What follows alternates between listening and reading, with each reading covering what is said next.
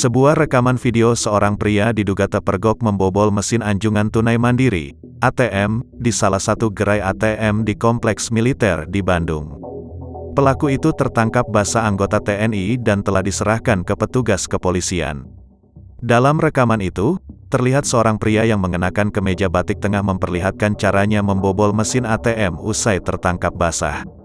Berdasarkan informasi dari akun itu, peristiwa pembobolan ATM ini terjadi di komplek militer di wilayah Kodiklat, Jalan Sumbawa, dekat Masjid Junudur Rahmah. Di lokasi pembobolan yaitu di mesin ATM BRI, anggota TNI bersama pelaku mengumpulkan barang bukti berupa alat beserta kartu ATM dan uang tunai. Pria tersebut juga diminta menunjukkan tutorial cara dia membobol mesin ATM tersebut, tulis akun itu dalam keterangan videonya.